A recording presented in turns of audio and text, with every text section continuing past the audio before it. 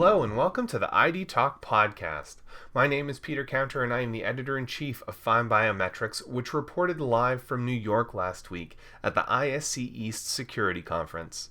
Our own Doug O'Gorden was on the exhibition floor speaking to the leading biometrics and identity vendors at the show, getting a read on the pulse of our dynamic and rapidly evolving industry. In this special episode of the ID Talk podcast, O'Gorden is back from New York and catching up with Kyle Hurt, Senior Director of Sales for North America at Genetec. The interview begins with a recap of ISC East and Genetec's highlights at the show. Hurt then delves into how biometrics and identity fit into the larger security landscape before weighing in on the company's partnership with Suprema and spotlighting some 2021 security trends. It's a fascinating interview with a global leader in security, so let's get right to it. Here is FindBiometrics' Doug O'Gorden in conversation with Genetec's Kyle Hurt, back from ISC East.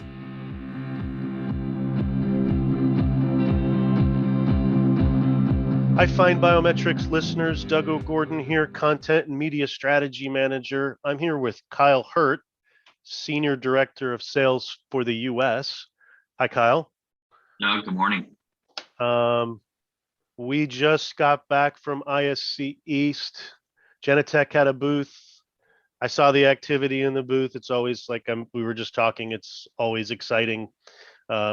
I call it, they have spillage out into the aisles all the time at their shows. And I'm sure your booth is sitting somewhere at the Javits Center, packed up, ready to go. It's Monday morning. I wasn't able to see you because you guys were too busy, and we're doing what I'll call a post ISC East interview. Kyle, how was your show? The show was great. We always love ISC East. It's a great event at a great venue, and love being back in front of customers. For sure. Yeah, I thought it was the crowd activity seemed very similar to previous ISC East. So that was good. Absolutely. What were your highlights from ISC East? What did Genetec have that was special and exciting? I think for me, Doug, I think there were three highlights. I think three highlights for me were, one, being back in New York City. Being back in New York City after almost 2 years, not just for myself, but for the majority of my team. That place is very special to us. We have a lot of fantastic customers that we worked with for years. So just being back in the city, I think was just an incredible experience for all of us. I think the second thing was having the opportunity to sit down with the Genetec team. We were able to break bread, have dinner.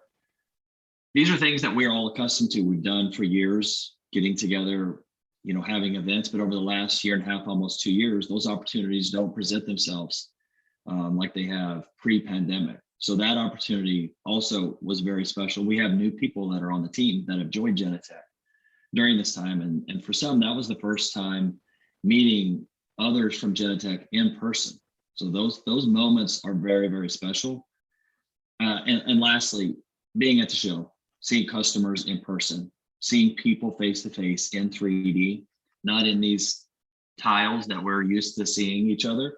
Actually seeing people, I hear people say that I like seeing people in 3D, and it's true. I think that's one of the things that was of my list. Those three things, being back in the city, getting with the team, seeing customers in person. Those to me were the highlights of ISC East. Great. Yeah, I can't disagree. That was probably the best part about it is, seeing people in the aisles that you knew, and being physical at a physical security show. Which even more exciting, this year's ISC East attracted many more biometrics and identity focused companies than before. I want to say I looked at the exhibitor list, and there were twice as many access control companies than there were video companies this year. So I think very exciting for the access control industry. Now, as a security leader, Genetec, with a broad solutions portfolio, do you see this as emblematic of the larger security industry? Kind of what's happening here? How is identity fitting into the larger security landscape today? So we do see that. I think a lot of it is coming out of the situation that we've all been working our way through over the last 2 years. This idea of getting back to work, getting people back to work safely, and getting more information and insight out of the systems that you have. These items are paramount for end users and customers as they're bringing people back safely. They want to understand how people are using the space.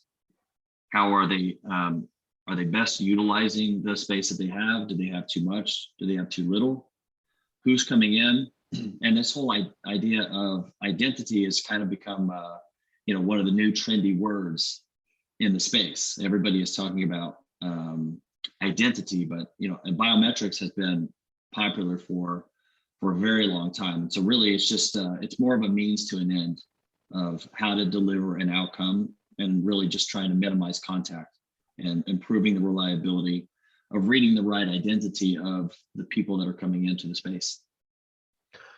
How do you see this fitting in with the small, medium, and enterprise locations? I'm throwing this one out to you just because that just popped into my head. I mean, Sure. How far is it going to go down the chain? Is identity and biometrics going to be mainstream soon? Do you see that? We see it across the board. We see it from smaller deployments all the way up to very large enterprise deployments. So I can't say that there's a one size fits all, or there's a specific industry where we see it more in one place than another. Obviously, you've got some industries where it is required when you've got multi-factor authentication. But I think this whole idea of frictionless access control is becoming far more mainstream. So it doesn't necessarily have to be an enterprise level global deployment for customers who want to have that sort of interaction with their access control system. One more question off the cuff then. Those smaller businesses, give me an example. You don't have to tell me the company name if you don't want to, but what's the verticals that are using biometrics in the smaller examples? Some of them could be small financial institutions. Not every financial institution is a large global entity. You have some tech companies. Yep. You've got some in the manufacturing space, healthcare. We're seeing it, and yeah, I think it really just comes down to wanting to streamline that experience for the users that are coming into the space. Sure. There was a lot of idea around contact and having tactile things that we were touching, and not having a full understanding of how transmission was occurring. And so I think really people latched onto, we want to have a frictionless experience on how to move through different portals in the space. Great. Earlier this month, we reported that Genetec integrated Suprema biometric readers into its access platform. What are some of the advantages of this partnership?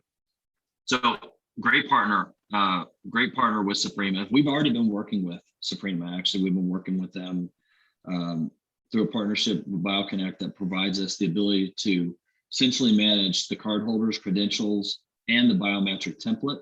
The key element with this latest integration that was just announced is now that the Suprema reader is managed as an edge controller.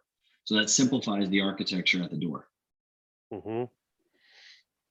Great. I'm glad that partnership's working out. You guys are integrated with a lot of these companies. We could probably go on and on just with the portfolio of companies you work with in biometrics, but I won't.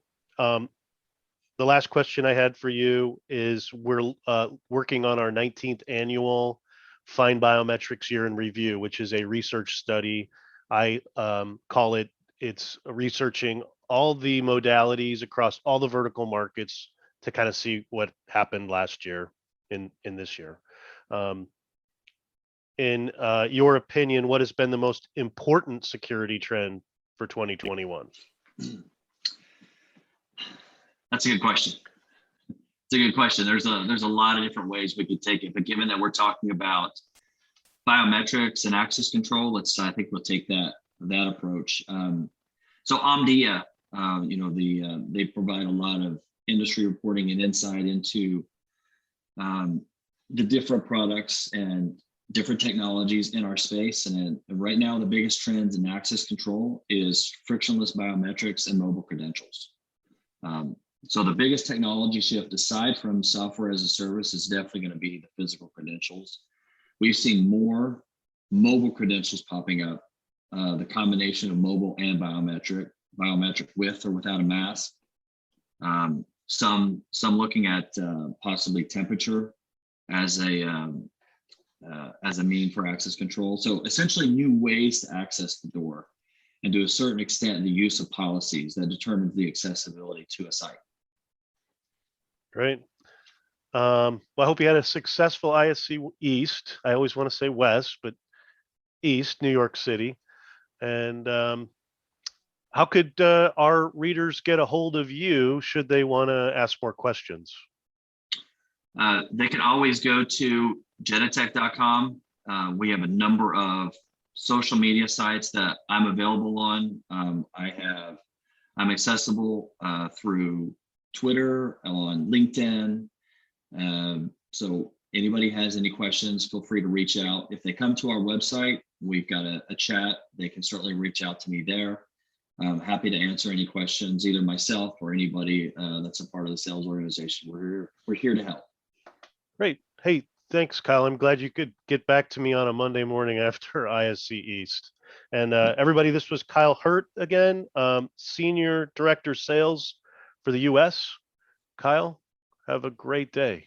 Nice talking to you. Thanks for having me.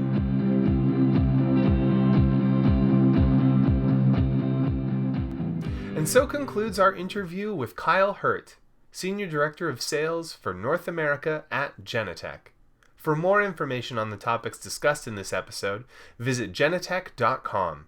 And for more live event coverage of ISC East, stay tuned to FindBiometrics.com.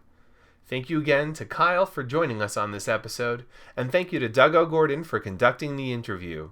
Our podcast theme music is by Logomrad. I have been your host, Peter Counter. Thank you for listening to the ID Talk Podcast.